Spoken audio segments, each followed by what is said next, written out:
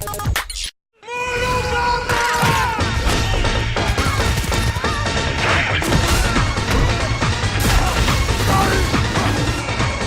are two things that I never thought I'd see happen in my lifetime. One, a woolly mammoth being elected to the British Parliament. This would be nice, but it might get hairy everywhere and would just be messy, you know? But two, Mortal Kombat characters mashing together with the DC universe. Well, woolly mammoths take hope. Mortal Kombat has inexplicably collided with DC. Collided with a capital K.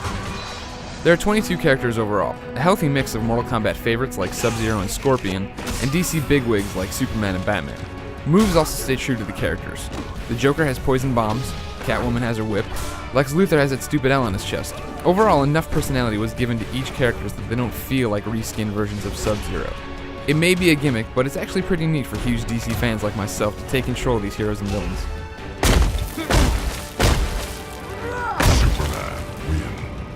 The gameplay is pure Mortal Kombat, for better or worse. It relies on the old staples of punching, kicking, ranged attacks, and combos. The series had trouble when it moved into the third dimension because it made sidestepping projectiles pretty easy. The computer fighters won't do this as much, but be prepared for ice freezes that miss a lot when you're fighting a human. I personally would have preferred a strictly 2D game to get around this problem, but what they have does work. There are some new mechanics in this game, though it's a shame that they seem better on paper than they do in reality. Close combat grabs the opponent and puts them into a collar and elbow tie-up. Contrary to popular belief, this is not a quick time event. You basically try to guess what button your opponent will push and try to deflect it. This is an interesting idea, but it feels and looks a bit stiff, and it takes you out of the experience.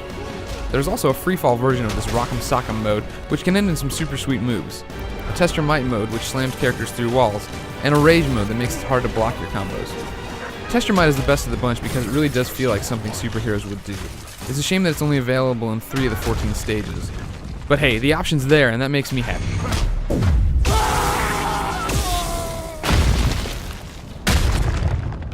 Graphically, the game is not that impressive. The DC characters look like their comic counterparts, and real-time damage to the costumes is a nice touch, but it could be more polished. The biggest problem is that this game doesn't really know who it's trying to appeal to. The setup is no more ridiculous than some of those Elseworld storylines, but you always get the feeling that the devs are just trying to entice gamers with the DC characters without really appealing to either group of fans. Fatalities and brutalities have been watered down, so the super hardcore Mortal Kombat fan will be disappointed. There are also only 2 unlockables, the boss characters, and a story that only takes 6 hours to complete.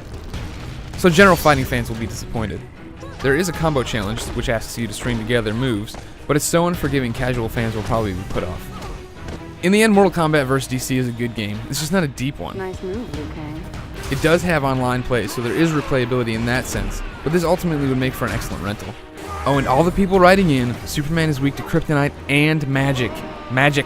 That's why you can punch Superman, okay? Please stop writing about it. For the love of God, please stop. Anywho, for the full written review, check out IGN.com.